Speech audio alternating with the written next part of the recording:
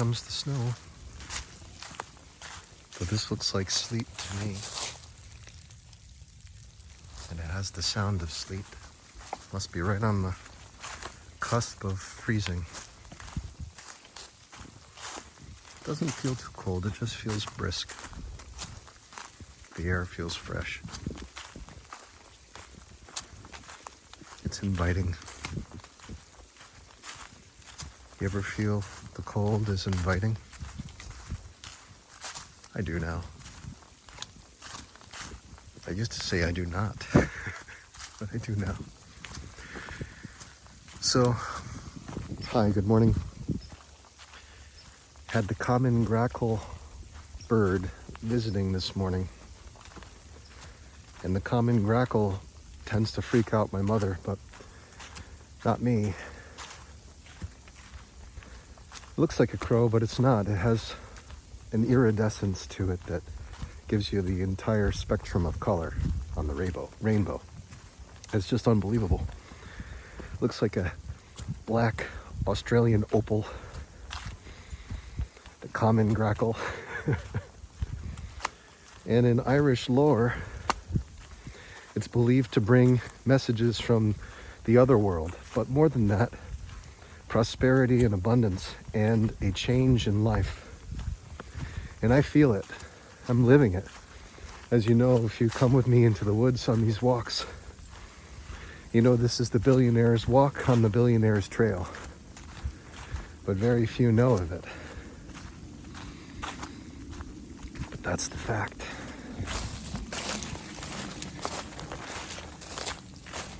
I'm going to drop off some messages on this snowy day and let the earth consume it as it will. Oh yes, it shall be done.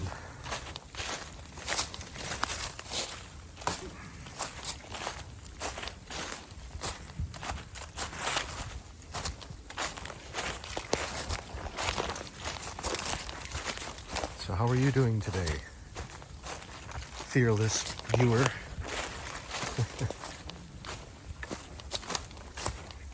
I used to say fearless readers of my books, those few who have. It's because of the volume of pages, I'd say. It would be difficult for anyone alive on this planet right now to read through all the pages that I've written. Isn't that interesting? They had to be written first, but it would be a monumental task just to read them. I find that entertaining. Yes, I do. Yes. Entertaining indeed.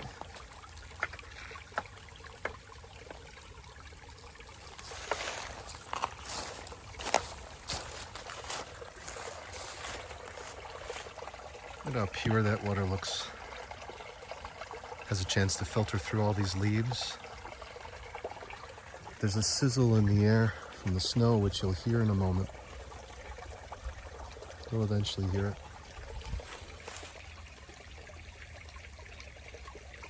Lord, I ask that you realize these dreams.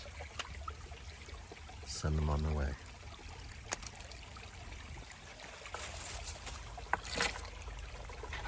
Sometimes they need a little push along. Sometimes they need a little assistance, as the path may be unclear. But you know how I feel about that? I don't think about it.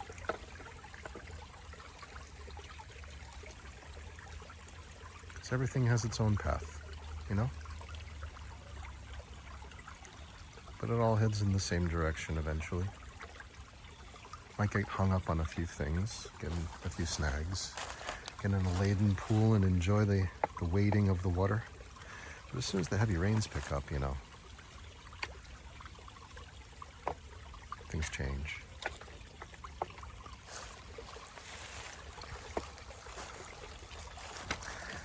It's leaves like everything else, and all these leaves will be absorbed in the earth, along with that paper in due time. So let's walk. Knowing that prayers have been heard, the ask has been made, and the answers are already there. For these are seeds, now planted in the mind of God.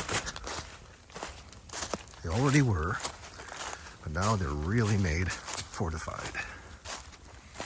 If that sounds strange to you, good. Because it falls right in line with everything that I talk about when I walk in the woods. And it falls in line with a man in his 40s walking in the woods. I don't feel like I'm in my 40s though, lest I be reminded. I think it's because my inner child has had a chance to really come forward and heal.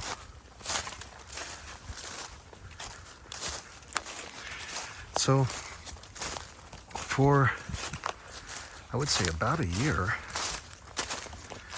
I had been doing this prayer called Suprabhatam, or Suprabhatam, which is basically saying hello to the Lord, good morning to God. And yesterday, let's do a little time talk. Let's do a little time travel, shall we? Everyone loves a little time travel. That's the same as talk about the past. So let's go there. For lessons to be learned. I wake up in the morning early. You see, my mother and I, we live together again. And truth be told, the image I have in my mind of my wish-fulfilled life is me caring for her and my father, of course my children, my wife, whom I see every day in my mind. So I don't say wife to be, I don't say my future wife. I just see her and I interact with her daily. Morning, day, and night. And it's encouraging, it's supportive, it's beautiful. She's my senior partner.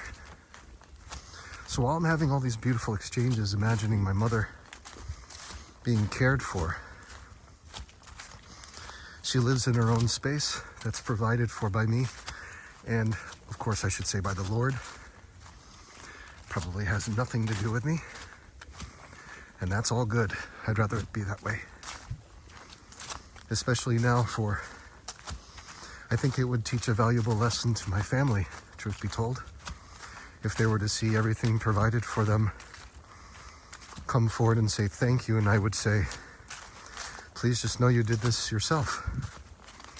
Along with all the years where this could have been facilitated and made possible at a much faster rate, whatever it is, sometimes it's hard to teach an old dog new tricks, as it were. The trick of the mind is a difficult one because it requires you to believe in something that's not there or not here. Of course it's there in your imagination, but it's not here, made manifest. Like this tree, this little twig, if you were to define it, sees itself as this. However, it's not quite there yet. It would like to be. It has the blueprint of it. Everything that it believes in mimics that tree and this tree. And on this goes, you'll see larger renditions, some that have had more time than others, some that have been through hell and back, but still stand and serve in some way as a home for the creatures of the wood or what have you. But they're all unique, and they all have the blueprint that is to be as expressive, as abundant, as fruitful as possible. And we're no different, though we may be misled into believing we are by the external circumstances of the world. And that's for a number of reasons. Same thing happens in these woods.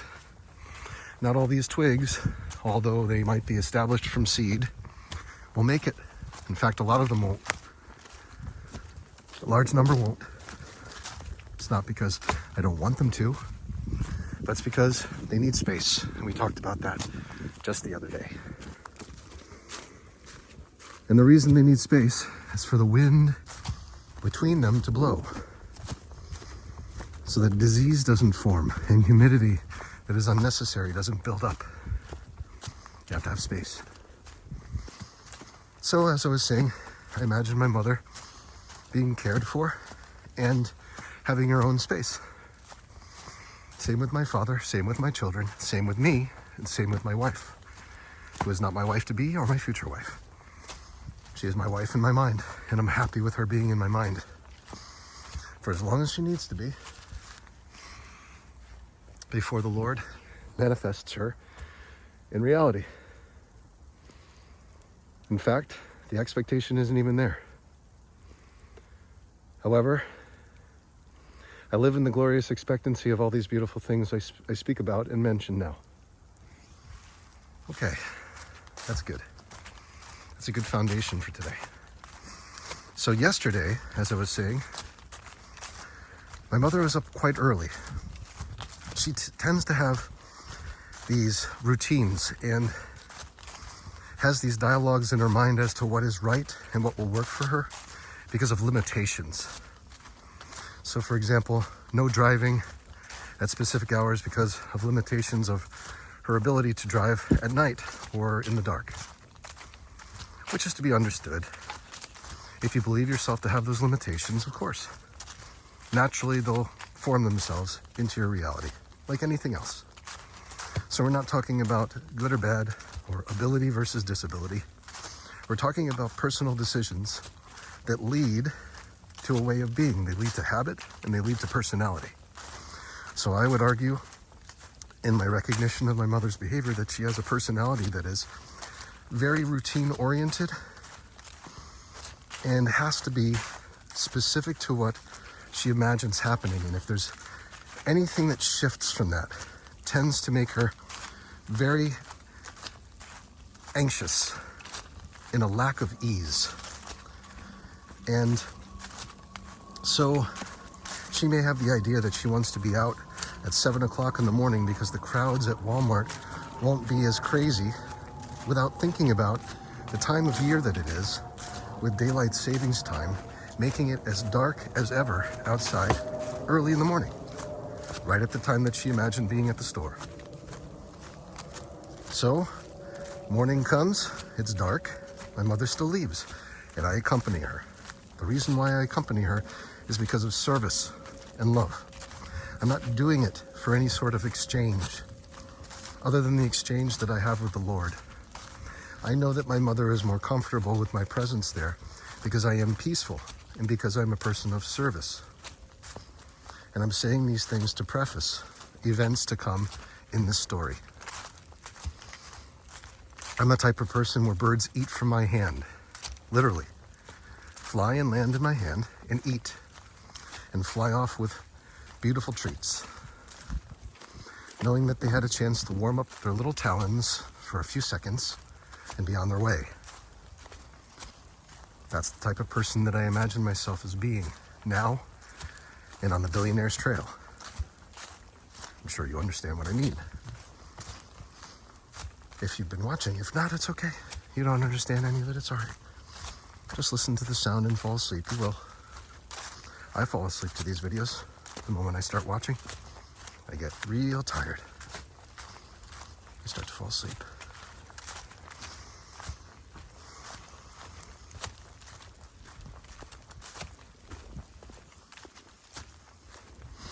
So here we are driving in what my mother would describe as the middle of the night because of the dark, lack of visibility. And there's a number of exchanges that she pretends to be having with the other drivers, which a lot of people do. It's a normal form of insanity that I think at least Western society has embraced entirely, which is swear the other person to oblivion, claim that they're doing this just to offend you because of something that you're doing either too slowly or too fast, but that every driver is seemingly out to get you, like it was their primary directive in the morning or in the afternoon or evening. But whatever it is, it's actually quite hysterical and yet not as funny as it could be, because the person who's driving literally has your life in her hands.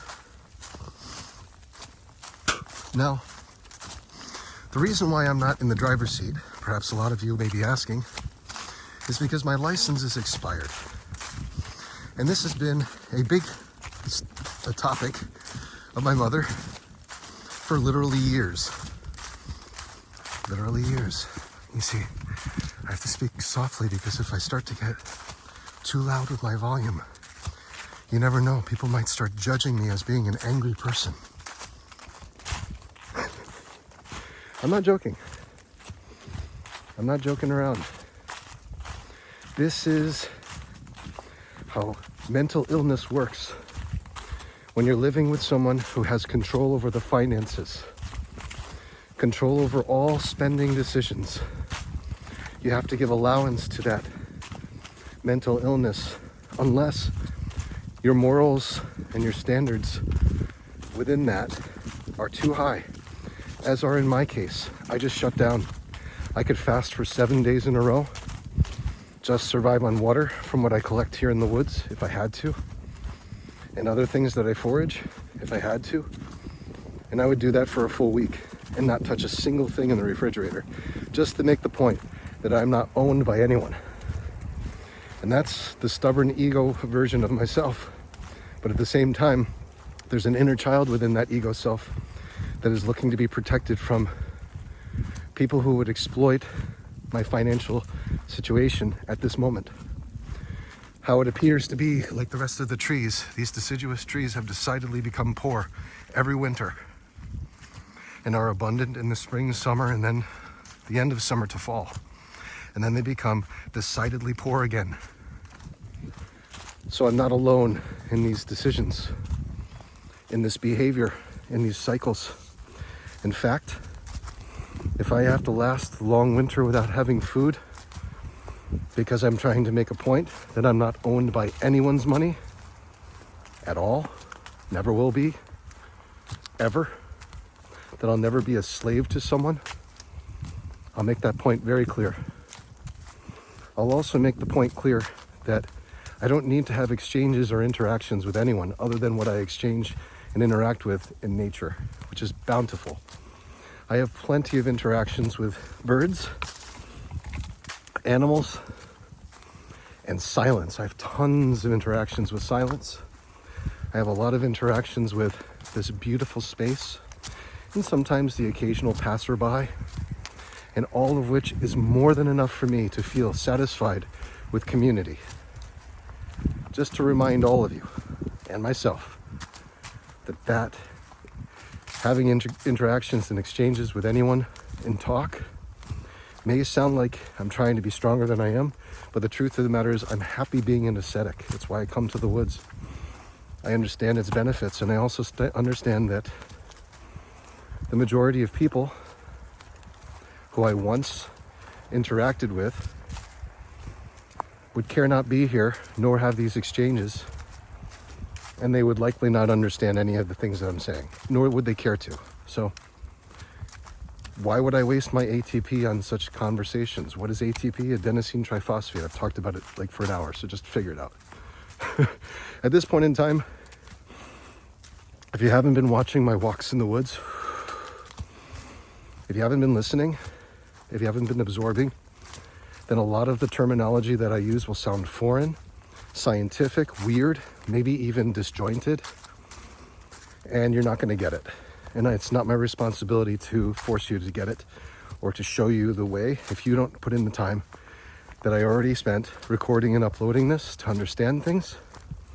It's the same as a teacher coming into class and saying, listen, you don't have any homework, but if you're not participating in the class by actually looking at things and observing, then it's all on you to be as lost as you want to be.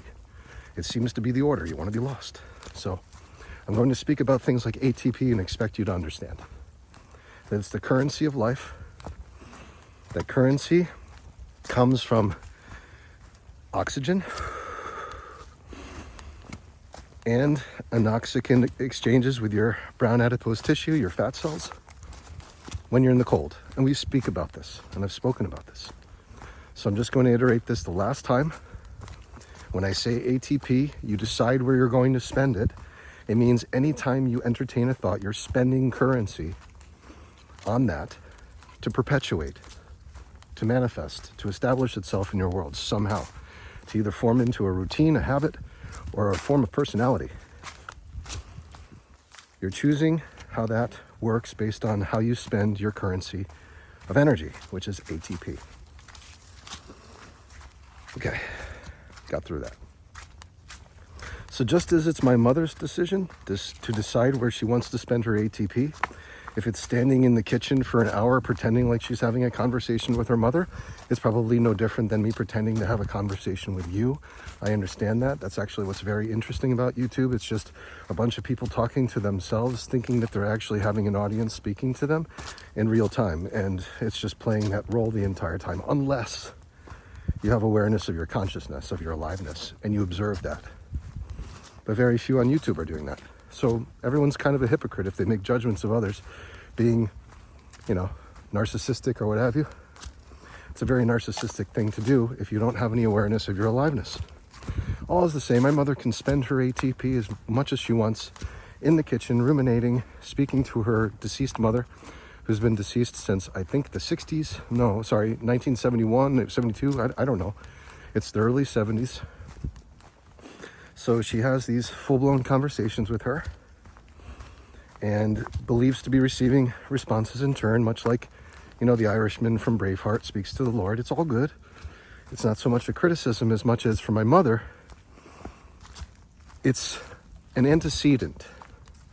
So we're going to talk about today antecedents, behaviors, and consequences. The fundamentals of behavior, okay? Now, I was a behaviorist for off and on probably close to 15 years. Some would say more, depending on how you would look at my profession at the time. I worked in areas such as skilled nursing facilities. I worked at schools for children with special needs, birth to graduation from high school, all different age groups. I worked at group homes. I worked for a center that serviced group homes and other day centers for individuals with special needs, all the way up to older adults. And so I've worked with every bit of the population when it comes to people who have what would be declared as a disability or some sort of need. And the reason why I'm telling you all this is because I've been trained meticulously on how to do a functional behavioral assessment, or an FBA. So anyone in psychology, particularly in social psychology or in social work, will understand what an FBA is. They do it all the time. A functional behavioral assessment has to do with discovering the ABCs of someone's behavior. The antecedents leading to the behavior, that which comes before the behavior itself, what is being exhibited that is undesirable, and the consequences, which are what follows the behavior. What happens afterward? What's the environmental response? What's the response of others? And what's the response of the individual following the behavior? Okay? So, out of all these three, in a functional assessment, what you should be looking at more than anything else, notably, is the antecedent. And the reason is because if you can discover antecedents to undesirable behavior, things that you don't want, if you can discover them before the behavior occurs, then you can proactively mitigate that behavior. Okay? And why we want to proactively mitigate undesirable behavior is because it doesn't feel good to be around someone who's going off. Plain and simple. Someone's going off with their behavior. Doesn't feel good. No one wants to be around that person. No one wants to deal with that person. And that's why they hired me, so that I could write behavior plans that replaced the undesirable behavior with desirable behavior. And the way you do that is you have to figure out, first and foremost, what motivates this person. Like, what really gives them fulfillment. And that's why I went ahead and told you about the various things that I enjoy. I enjoy time in the woods. I enjoy composing music, making music videos, making films. I enjoy writing books on typewriters. I enjoy cooking, cleaning, to a certain extent. I enjoy tidying up this path. I enjoy interacting with animals. Birds, cats, dogs, I'm sure horses if I had the opportunity. Any animal, donkeys. Yeehaw. I would love to interact with any animal that presents itself. Squirrels too. I was just hanging out with a squirrel this morning. Just like Bob Ross himself. So these are the things that I like, and I mentioned that, and that's just the tip of the iceberg. There are many things that I enjoy. I enjoy brewing beer, I enjoy fermentation science, I enjoy science, I enjoy biology, I enjoy etymology, I enjoy semiotics, the study of symbols. I enjoy nature and its discovery. I enjoy botany, horticulture, agriculture, manufacturing, design, marketing. I enjoy all these things to certain extents. And when I've had enough of them, I move on to the next. But when I really love something, I stick with it. And that's something that becomes a part of my personality, because I've decided to spend my ATP on that. And I don't have to tell you what ATP is anymore, because you've been listening so beautifully. You haven't fallen asleep yet. You haven't gotten so sleepy that you missed the point. So as I was saying, my mother can decide to spend her ATP on anything she wants. And she will say over and over again as a form of affirmation, you know, I'm a very simple person. She says this a lot. I don't think much. I don't go into those things much. And what my mother, I'm interpreting as saying, because I've noticed the antecedents leading to the behaviors that follow such statements, is that she sees herself probably as inferior and would rather just that be the excuse, not to learn anything new. Of course, that's a terrible judgment to make, unless, of course, the behavior following such statements is negative, which in most instances it is. As a functional behavioral assessment, as a behaviorist, as a milieu treatment supervisor, I recognize that as a trigger, okay? So an antecedent is the same as a trigger. And when you see one, you can expect there to be what follows is a behavior, unless you can find something that motivates the person that is more valuable to them than going off. And that is the tricky thing. You see, because the person has all this energy built up, they have all this pain from ruminating in the past and speaking to one's parents who are deceased, or what have you, bringing up patterns over and over again, stories that no longer exist in reality, they've already occurred. You have a person who gets great gratification from that. Unfortunately, in entertaining those stories repeatedly and saying them like a mantra, every time you do, it leaves an imprint on your physical body that is like a charge of energy that over time builds up unless it is discharged. By coming into the woods and giving yourself a vital walk amongst all of these free electrons that are being released by these lungs that are the trees. See? They're lungs. So they're just releasing free electrons to bind with whatever positively charged crap you have going on in your body that's built up over years and years of entertaining things erroneously by using the imagination to construct time in order to entertain things that have already happened, effectively putting yourself in a state of complete and total insanity. And the reason why people don't recognize this is because everyone does it, including myself. I just don't do it as frequently and for as much of a duration as the majority of people on this planet. And because of that, I stand out like a sore thumb and I'm seen as the crazy one. So be it. You have to be able to get over yourself enough to not be affected by such things. Understanding that the majority of people are embedded in time, thus they are embedded in suffering and accumulating it in their bodies all day long and have nothing to look towards other than discharging it on whomever they feel they can do it to and get away with it. And that's where abuse comes from.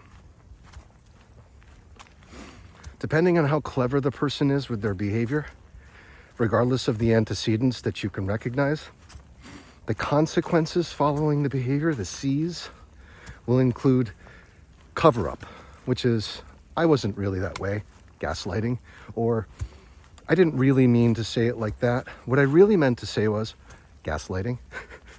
And on this goes, most of it is trying to profess that what really happened wasn't as intense or as serious or as incriminating or as judgmental or as belittling or demeaning as what you thought.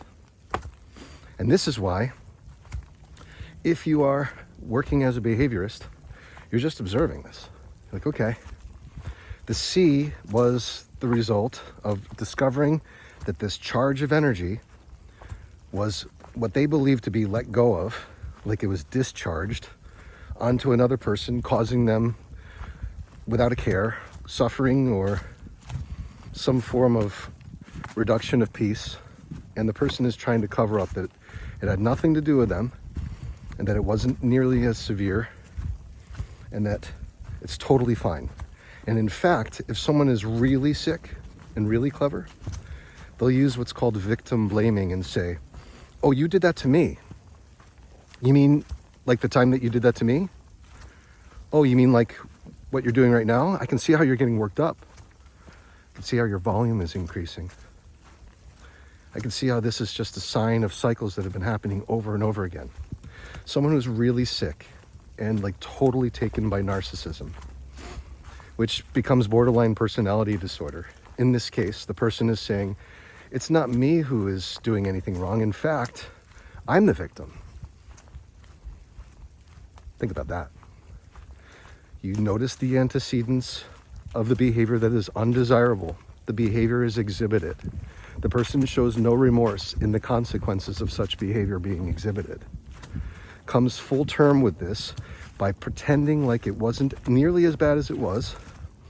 And if that doesn't work, because the evidence is so glaringly pointing in the opposite direction of guilt, or let's just say it shouldn't be guilt, let's just call it error, right?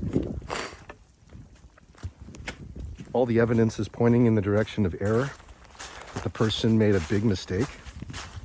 And that's fine. We are here to make mistakes. We're going to get to that in a bit. Talk about how no one is perfect and we're here to make mistakes. But we're also here to recognize that we made them so that we can discharge them for real instead of bottling them up even further after believing that we just let it go when in fact we didn't. Okay, we're getting to that. So like I said, the worst C that you can come across, the worst consequence, is someone who not only tries to say it wasn't nearly as bad, but they just skip that, the gaslighting, and go to victim blaming, which is, it's because you did this to me. Or it's because in essence, this is a cycle that you have, and I just have to deal with it. And it's something that we've been all noticing. So this is what a narcissist will also do. They'll bring in other players, make it seem like they have been speaking about you in private, which is gossip, which totally has nothing to do with you. We're going to discuss how this is all illusion that you're constructing in your mind, but that's okay. God is happy to hear that, but the devil isn't, so we're going to save that cherry for the very end. But the devil already knows that a big strike is coming, where we're no longer going to feed the demons of our lives. So we'll get to it, okay? But a person who is victim blaming will say, triangulation they'll use. It's to triangulate. To say, well, it's not just me who knows this about you. So-and-so received a message once. Could have been years ago. It actually could have never happened. It could have been a message that had nothing to do with the subject, but it's being tied in because this is a person who, if they were to admit fault, they would feel as if they were dying. Like it would be a matter of life and death to cover up the fault. And this is just a clear indication of mental illness and sickness that you can't fight. The only way you can change it, if you can't change your environment, as is in the case where I am right now, is you have to find out what is it that motivates this person more than this reaction, more than the reactions of her friends and family, in the case of my mother. What motivates her more than that? What is something that's so motivational that I can do as a guest in this house that would prevent her from ever doing these things again? When I haven't even gotten into the behavior itself, I know. You're probably wondering, well, what is it that you did? Please give me the chisme. Well, nothing really. Nothing really happened, you see? Nothing behavioral happened in the moment, but the antecedents were all over the place. They were evident everywhere. Talking to her mother, cooking incessantly for hours, occupying a specific space that she knows can't be occupied the entire day without there being some interference in some way, you see? Like the kitchen or the bathroom. So the bathroom is occupied with laundry and a washing machine and hangers that are all being hung on the shower curtain rack, if you can imagine. Every time you go to take a shower, you have to remove all the stuff that's on the rack, remove all the clothing that's there. In doing that, she will complain that you're causing her stress by having to just take a shower, that it's some sort of inconvenience. You see how this works? Constantly victim blaming. Whereas the behavior is all there already. It's complete and total dominance over the environment itself while claiming that they have no control over what's happening. So what my mother cleverly has done, last time that I was here, I slept on a couch.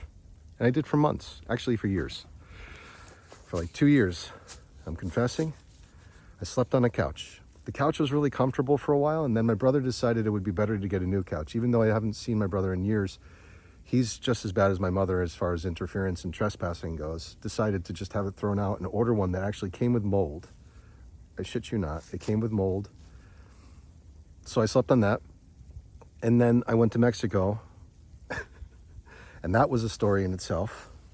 Saw my children less than a dozen times over 6 months. Dealt with the narcissism of my ex-wife and her complete insanity. All the while, everyone triangulating, saying this is who I am with problems, etc., etc. You can see how this guy, this egoic self, is pretty broken, man. Just broken with friendships, broken with family, broken with life experiences, and broken with just seeking a way to get out of this somehow. Not even YouTube wants to help. Nobody wants to really help much. There are a few strangers who have come forward and have given more help than my actual family. Truth be told. It's really the truth. So this guy, I say, you know, as my being an observer of his aliveness, as the watcher of William Vincent Carlton, I got to say this guy's been through a lot of crap, and it continues as a reverberation. It's not as strong because he simply doesn't entertain it. And I'm speaking about William in this way that Abraham Hicks would speak about, or, you know, Esther Hicks would speak about Abraham, or the way that, I forget his name, but Bashar would speak. In a way, we're all recognizing that we're observers of our aliveness. Eckhart Tolle also speaks this way. Krishnamurti, Satya Sai Baba, most realized beings will speak about themselves in this way because they already recognize the observer of their aliveness as a superior being and more important than the accumulation of life experiences or the ego. So like I was saying, this guy right here is pretty broken in a lot of ways, and there's reverberations that continue. So while the reverberations continue, there are these notable events, and the behaviorist that is William is like becoming a private investigator now of his life. So my mother this time is sleeping out in the living room. She's going to use this to say, listen, I don't have any control over things. If I want to cook, he's right there. And at any moment, he could just go off because he cycles.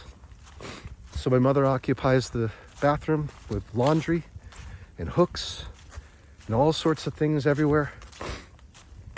Takes a bath so that she doesn't have to worry about taking a shower. You don't have to worry about water. The water just fills up in the tub. So it's like she's probably unconscious of a lot of it. But at the same time, because of the consistencies in behavior now, not just with my mother, but with my brother and my father, like most of my family members and people in general, I'm seeing that there's like an overall sickness. Elon Musk refers to it as the woke mind virus, which is narcissism on the verge of borderline personality disorder to just full-blown insanity and gaslighting and like real evil, maniacal, revengeful behavior. Just really disgusting stuff. And I'm seeing we as human beings are seeing a lot of this, especially since the pandemic. I would say it's exacerbated. As the behaviorist, I haven't done any statistical analysis. I haven't done a sample study, but if I can tell you my subjective opinion, I've seen people worsen for sure since 2020 following certain interventions during the pandemic, which I won't speak about in detail because I want you to really see this without it being canceled. So my mother's staying in the living room, very convenient at any moment in time to triangulate and say, I'm seeing the cycles again. I'm noticing it. This is how it works. So the non-behaviorist becomes the behaviorist, becomes the specialist. And this is a great way to determine someone who's fully blown, taken by narcissism. They'll usually go into an area that they believe is an area of their expertise when they really haven't researched it at all. So when I talk about behavior, I'm talking about functional behavioral assessments because I am a behaviorist. It doesn't matter what the world says about my degrees or my education.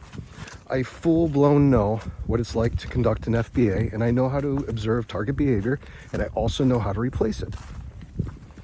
So I can speak about this with confidence. And when people tell me other things about science, I usually can chime in. Why? Because I'm just dearly interested in wanting to know more. Okay. So she's got all of this played out already. Consume the bathroom, use it up, all the space. Stay in the kitchen for most of the day. So here it is, yesterday, just about 4 o'clock in the afternoon, and I am hungry. At this point, I'm ready to break my fast. I snuck in and grabbed some stuffing that I made 2 or 3 days ago, and there was just like maybe a quarter to a half cup left, and I ate that. It wasn't enough for me to feel sustained or satisfied. So I come in, and before I tell you what's about to happen, the behavior, I want to tell you that upon my arrival, there was something just as inconsequential as I'm going to mention to you. In fact, it was so just dumb to me that I don't even remember. It's like it's not important. You see, the bottom line is my mother is constantly seeking opportunities to say, okay, I can set this up so that it looks like I'm the victim. And if I set this up so that I look like I'm the victim, then I can call other people into this, triangulate them, and get them to think that the person is doing this to me. Victim blaming. And in doing that, everyone will take my side and they will alienate this person and make sure that he receives nothing, which will make his life even more hard. And then at that point in time, he will give in, come to me begging and apologizing for something that I actually did to him, while I gaslight him and brainwash him into believing that he is an aggressive, terrible person who is sick and has nothing to offer the world other than his sickness. It's very hard to be present with that on the daily, but you have to understand something more important than the whole story itself, which is incomplete at this point. I created it. I'm seeing this as my ego self. Hi, I'm William Vincent Carlton, and I am a broken down piece of meat, a vagabond who hasn't had a paycheck in 5.5 years, and I've written hundreds of novels. And this is not me speaking like a schizophrenic. I actually have written hundreds of novels.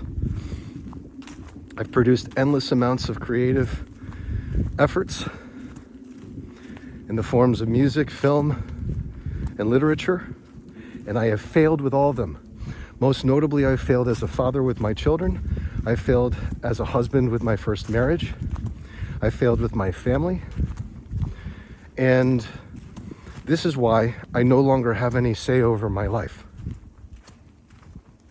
And now I'm going to pass the puck over to my senior partner, who is God, who is observing my aliveness and the child within me, nurturing him back to health with every step I take. So enjoy the ride. Yeah, so that's William, you know, it's like, that's William Vincent Carlton in a nutshell. And he would rather not be there.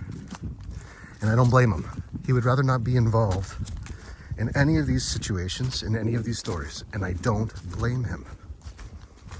In fact, if he were just shown the manual of life early on, if someone would have sat down with him and said, you become what you think about, so entertain good thoughts and think of others in the light of love always, then he would be in a much different position than he is right now. But for some reason, he came into this game not knowing the manual of life, like many of us, and has discovered it, and at first felt betrayed, angry, like a loss, like a death.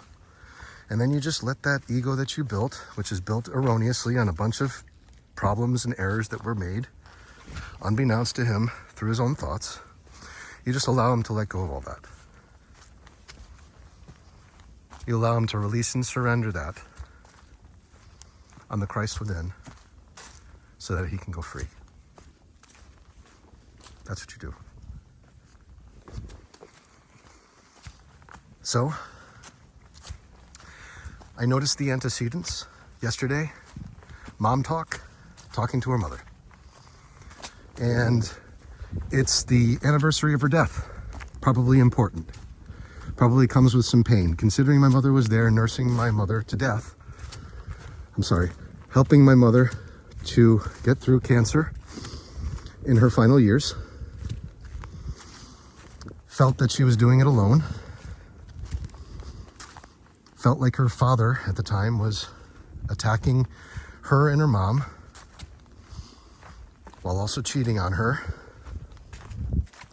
So there's a lot of really deep-seated pain that my mother wears like a big flashing light on her heart that says help. And you can't help because this is something that has built up in such a charge that has literally led to cancer in my mother's body. And it's one of many things that helped with its formation. So I can't do anything to heal that other than discover what it is that motivates my mother more than these horrific stories and these revisitations to the past without any desire to revise them. I have to somehow figure that out. And I think I have. You see, back when I worked at the Devereux Glenholm School, the most challenging students were the most intelligent ones. They knew how to trigger most people with words. And they were feeling so much pain from their own betrayals in life that they just wanted to throw it back. You know, it's like what everyone wants to do when they don't know how to deal with it. And I explained to you that people believe by projecting their pain, they're resolving the situation. The pain is still there in the body. It's just blaring out like a fire that leaves the fireplace, like a dragon's burst from the mouth. But everything that creates the fire and the pain is still there. And it's just as strong as it was, if not stronger, because more stories have been built into that pain. You see, the moment that my mother believes that she's a victim by anyone, she is contributing and compounding the story that is, I am a victim. So it doesn't matter how much she projects. Projection never leads to healing. What it is a demonstration of an inability to reconcile with one's past through revision, which is forgiveness. So when you revise your past, that's called forgiveness. It's saying, if I can let go of this story now and not entertain it, then whomever was involved also is offered that same freedom. And you'll remember I talked about freedom the other day, just yesterday, I think. how it's the highest form of love. So forgiveness is often referred to as the highest form of love, in case anyone was saying, hold on, I thought it was forgiveness. It is. However, it's important to understand what forgiveness is. It's conducting a functional behavioral assessment of yourself, your behavior, coming in and saying, I am more motivated by peace than I am by conflict and discord. I am more motivated by this pain being unwound and dissolved than it being compounded and perpetuated until it leads to illness, either in the mind or the body. And it has to be a personal decision. Forgiveness is a personal decision. It has nothing to do with apology. Apology is saying, the only way I can feel better is if this person says whatever words I'm expecting. And they have to say it in such a way. If it's not said in a specific way, then it doesn't count.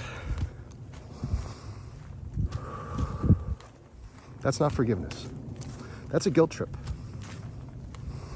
So if someone says, I want an apology, I want to discuss this, I want to talk about this, they are unable to forgive themselves and you. Anyone involved, they're unable to forgive.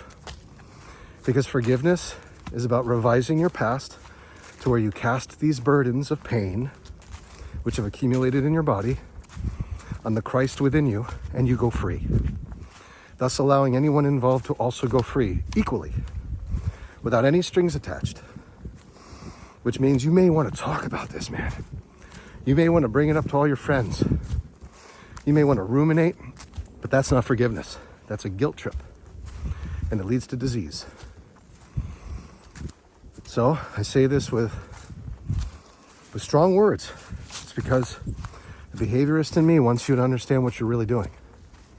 So you have to be more motivated by the peace and the health you gain from letting it go than allowing its build-up and continuation through rumination, which is on and on you're continuing to entertain a story of the past that has already occurred, which is the same as saying you're allowing yourself to be insane for however long you want, regardless of the consequences and effects it has on your world, including those who love you, or just have to deal with you and live with you, because they're going through their own demons, facing them, as it were.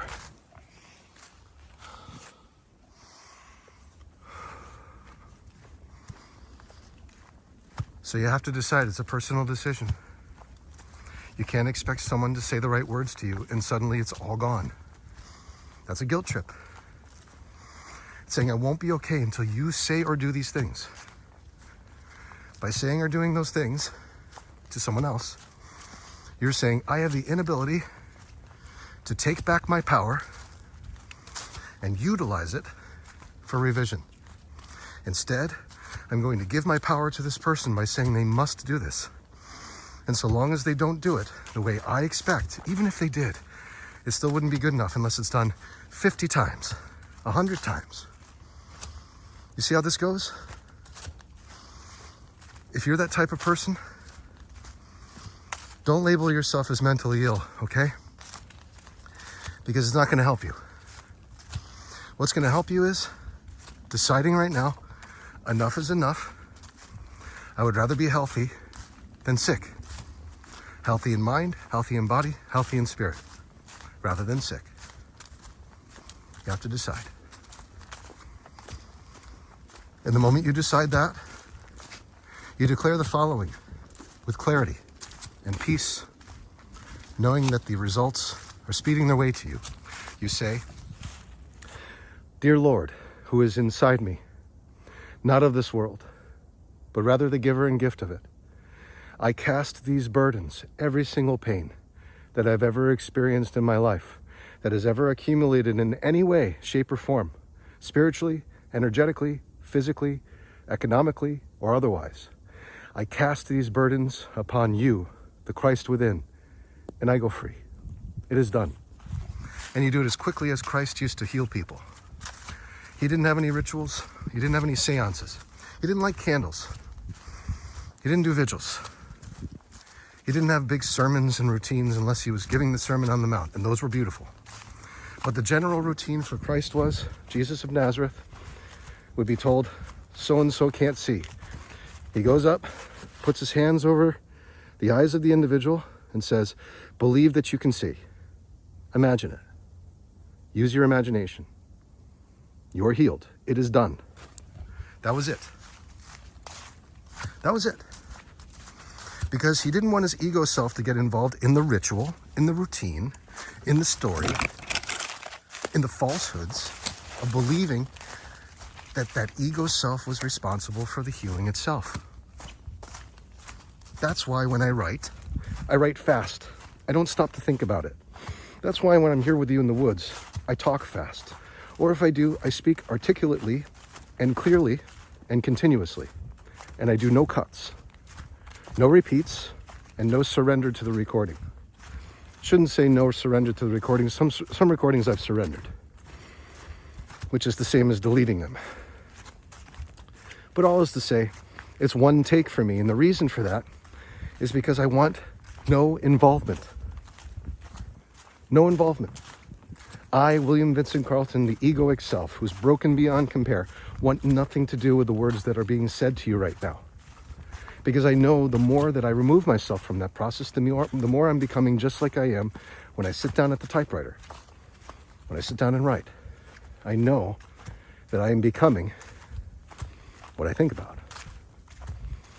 And all I'm thinking right now is, I'm a billionaire. Watching the watcher speak through me with perfection. And that will give you a lot more confidence than trying to figure out your script, your plans, how you're going to pin people against one another, how you're going to appear to be right, all that garbage. It just doesn't matter. Because you know the best part of you is already on display. Okay? So I'm in the kitchen. My mother says I have something in the oven. Of course, she has something in the oven. It's either she has something in the oven, or she's preparing something on the counter, or she's running the actual laundry machine from the main sink. The only one where it fits. Oh, we got the American goldfinch.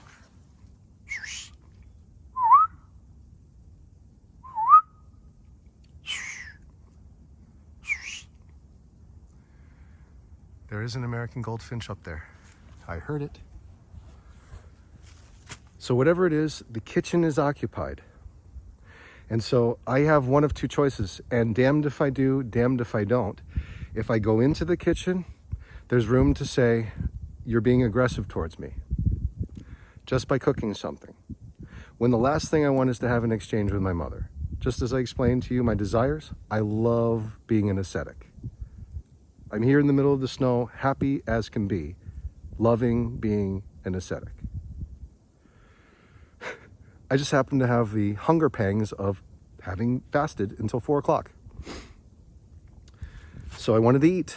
Now, if I wanted to fast for the entire day, I would set it out as an intention, but I didn't have it as an intention because I didn't predict my mother being in the kitchen the entire day, but I should have seen the antecedents because it's one of the antecedents of negative behavior that my mother does.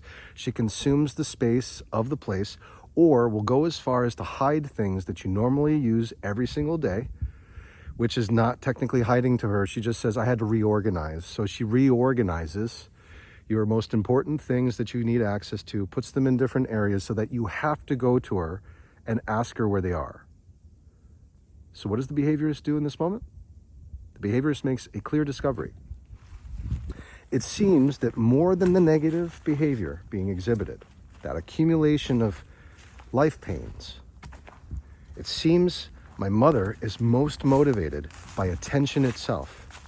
And here's where it becomes challenging because whether it's negative attention, i.e. me responding in a way that says, like, that's wrong, you need to correct yourself, is just as valuable to my mother as positive behavior. Unless the positive behavior comes at a longer duration than the negative behavior.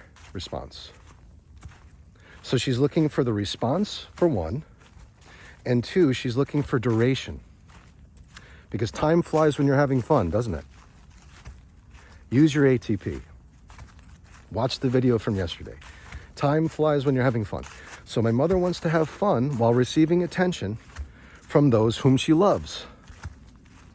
If she can't have that in the way that she imagines it, she then starts to ruminate and go into self-talk and repeat statements like, I am exhausted.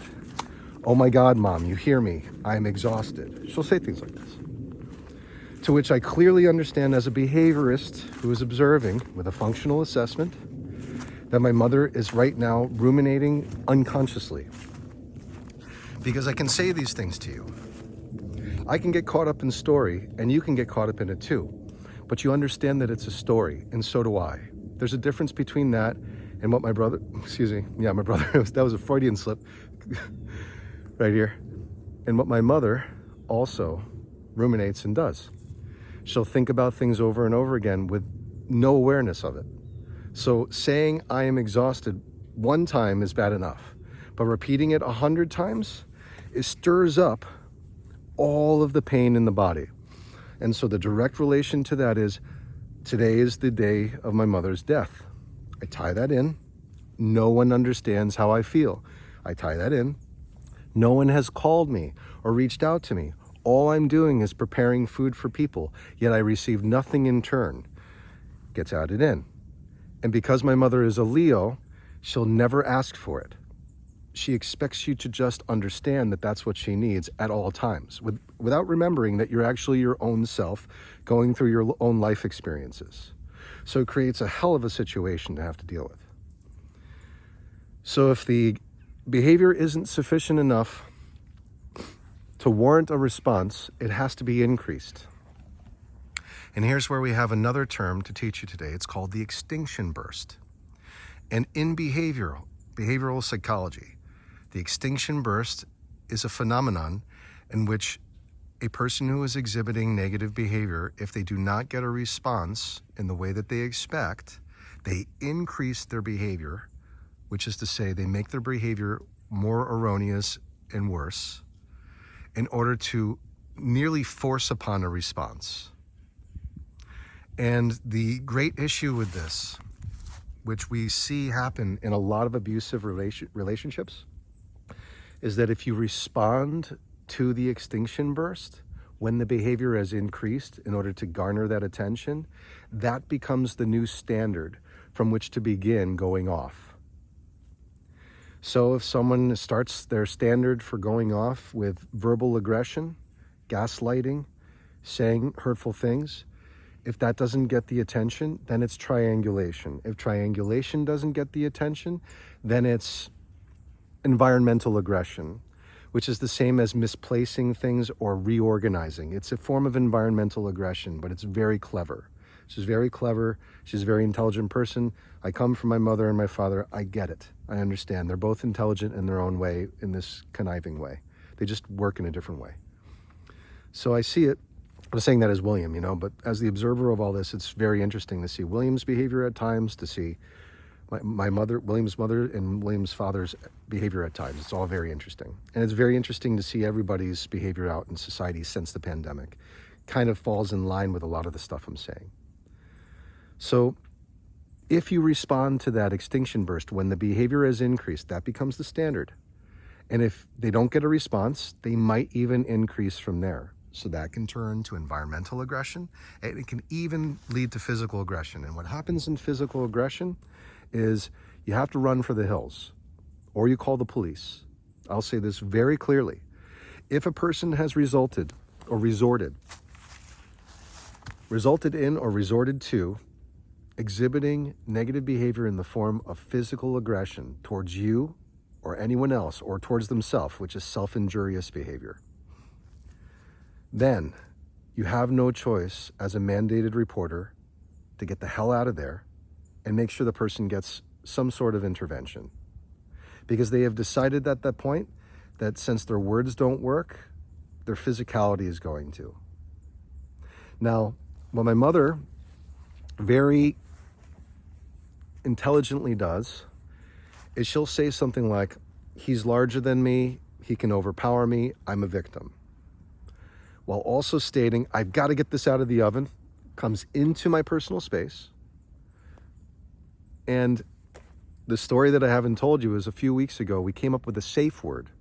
My mother said this. She said, you know, your brother and I have this agreement that if I go too far, then he says to me, you're going too far, and I know to back off. So we should have a safe word. I said, great, let's make it garbanzos. She laughs, I laugh, but it's an agreement. I put it to the test with my dad. I said, Dad, my mom and I have a safe word.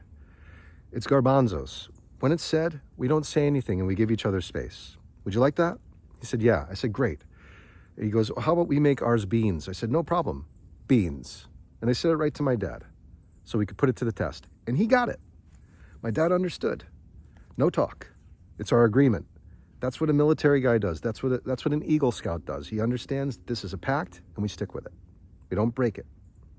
So I see the antecedents happening, self-talk, moving things around, cooking all day, accumulating space, going to town on all things. She'll even go into my bedroom and move things around. It's just dire attention seeking. It's super attention seeking.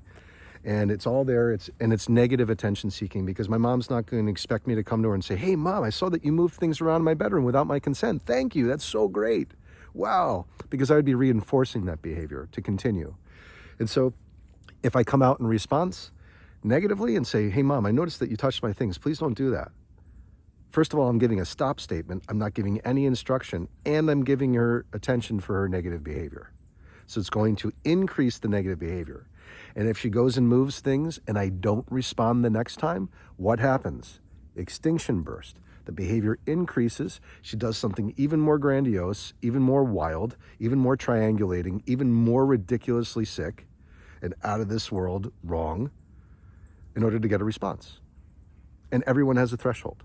Eventually, without space, you reach a threshold and you decide, that's enough. I have to put my foot down. I have to be assertive and say this is wrong.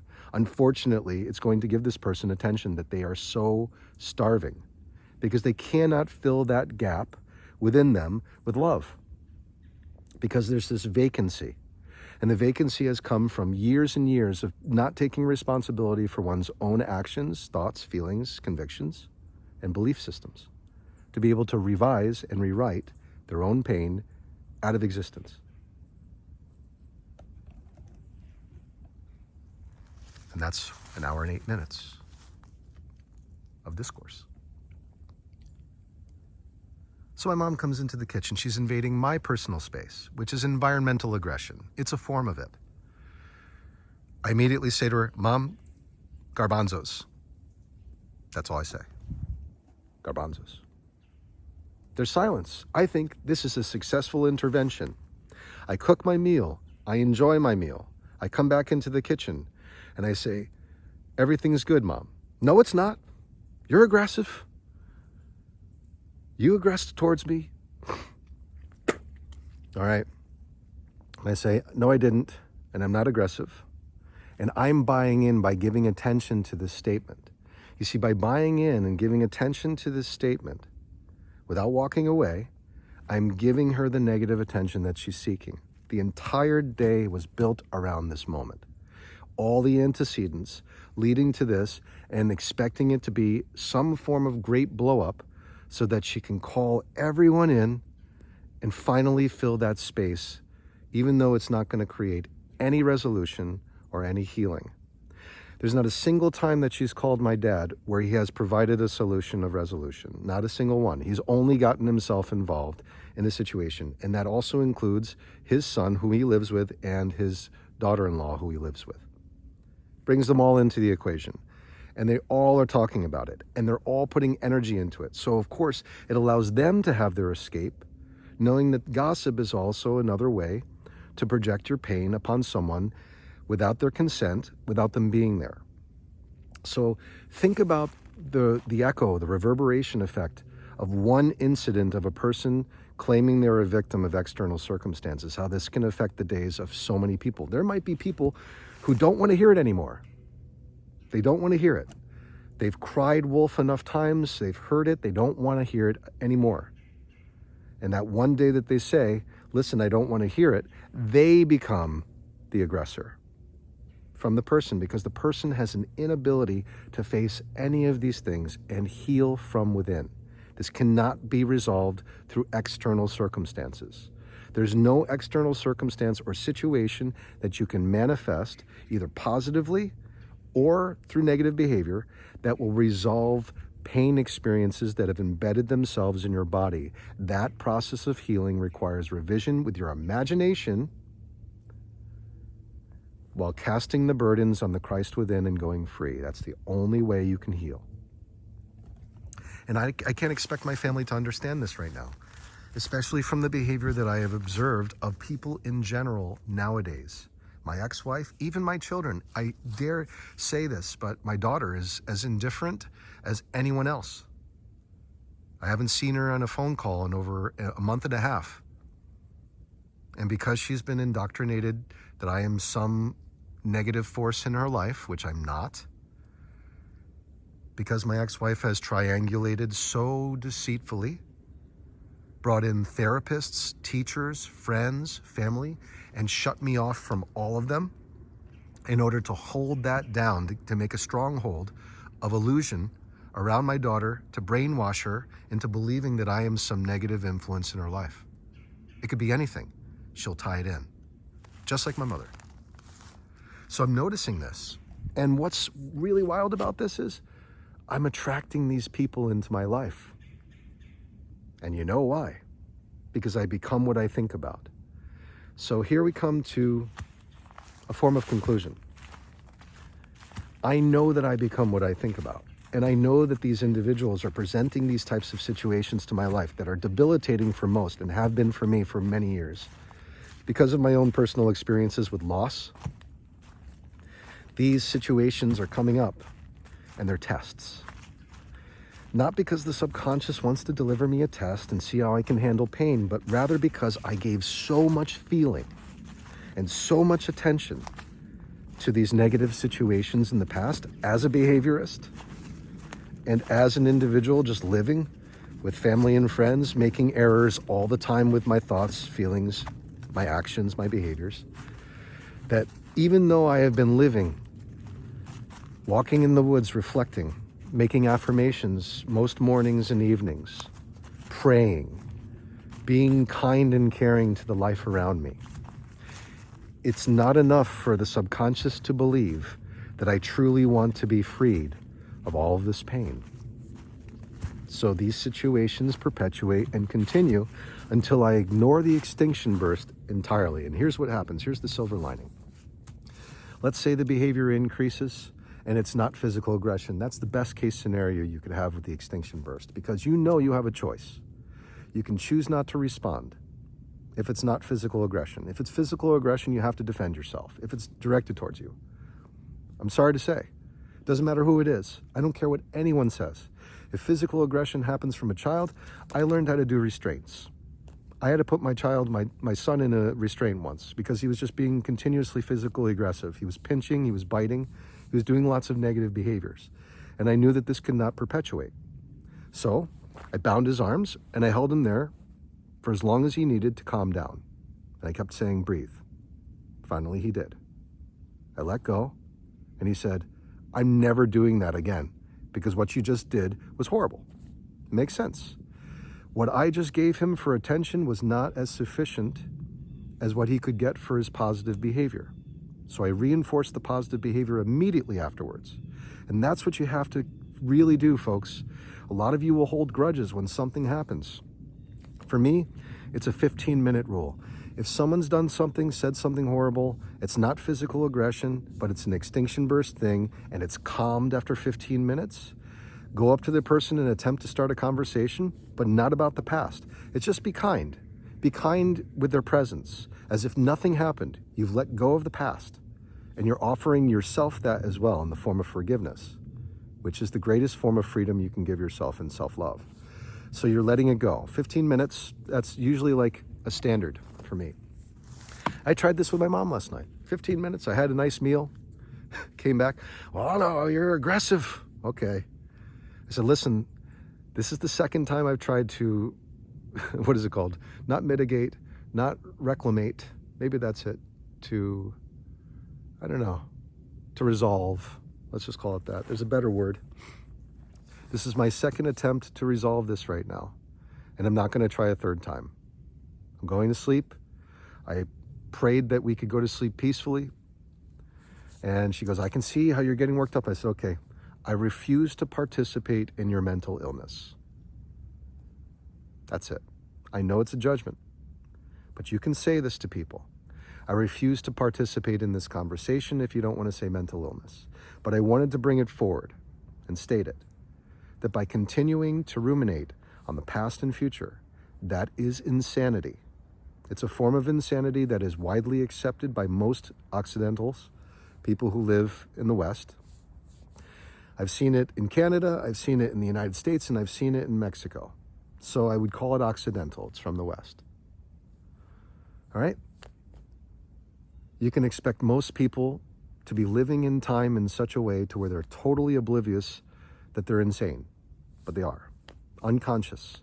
This is like in the Matrix. You have people who are just living the blue-pilled life and have no idea what's going on as far as consciousness and aliveness goes, that there's actually a source of their aliveness. They don't even recognize that their body's replacing cells at 1 million rate per second. 100 billion cells brand new in a given day. No recognition of that, okay? So it's just like the Matrix, no different. So all you can do with individuals in that situation is be as copacetic as you can, ignore, remove yourself from the environment, and don't respond. Refuse to respond. And so that's what I've been doing. Of course, damned if you do, damned if you don't. My mother will call it the silent treatment and call it aggression. You cannot win with someone who's sick. You can't. There's no resolution. With narcissism, you can't do it. This person's going to have all the plays laid out because they've thought about how to lie themselves into victimization more than you. That's their skill. Unfortunately, it's the skill that kills. It kills their heart, it kills their mind, it kills their body. But it's the skill that kills. A person, a narcissist, already has all the steps to try to force this win against you, no matter how. So you got to let it go. So you go within, you go into the woods, take some deep breaths, and you say, forgive them, Father, for they know not what they do. And forgive me for all of my transgressions. As I revise the situation, I'm going into that kitchen right now, and I'm imagining myself fasting for the entire night, removing myself from the kitchen instead, staying in the bedroom, being at peace, meditating for the entire night.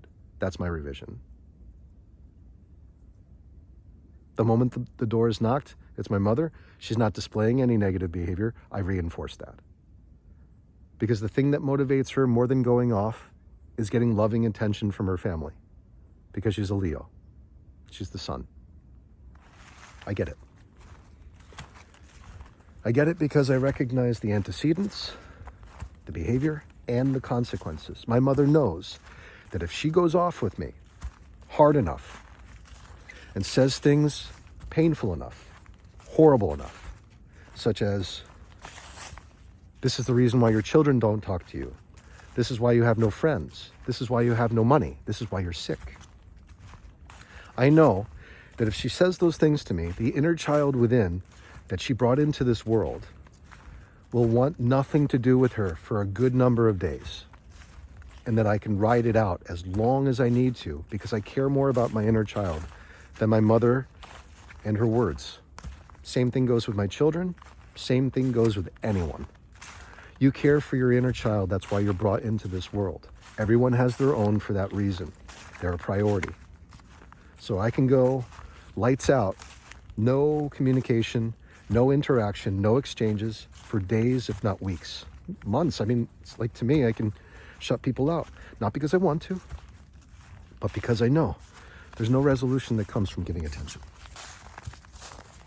Not a one.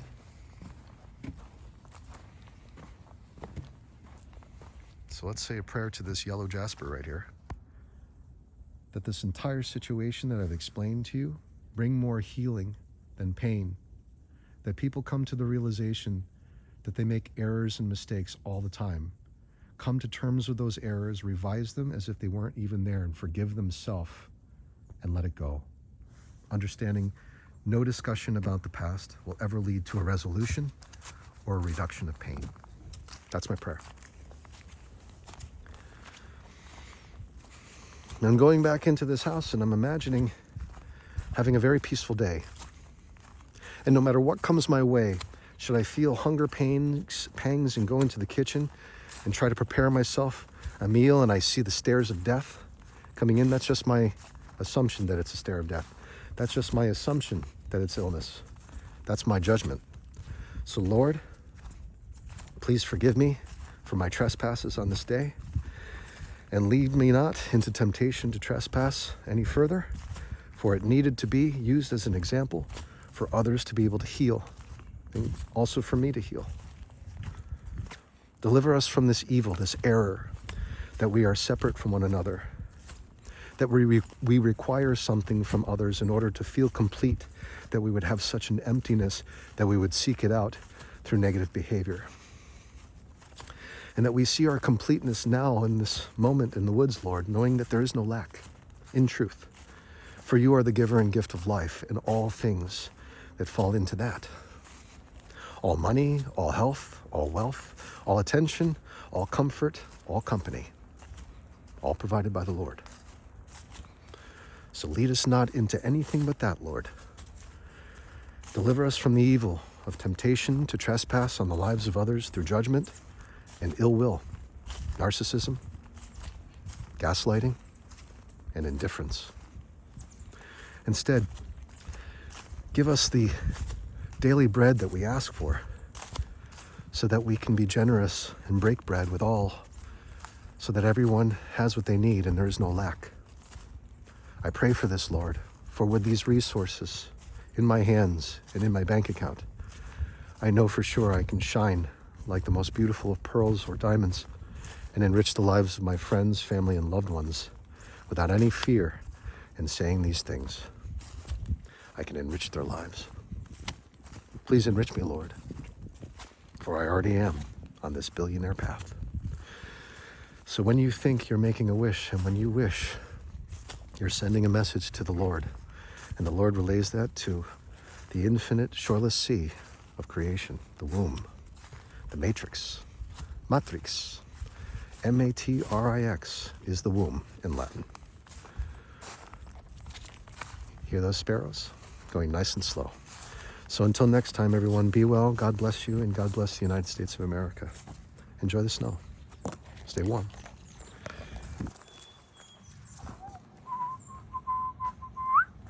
Hello, guys.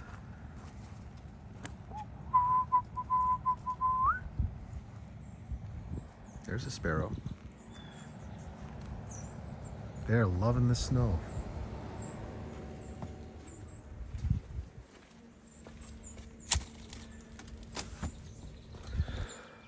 God bless you all.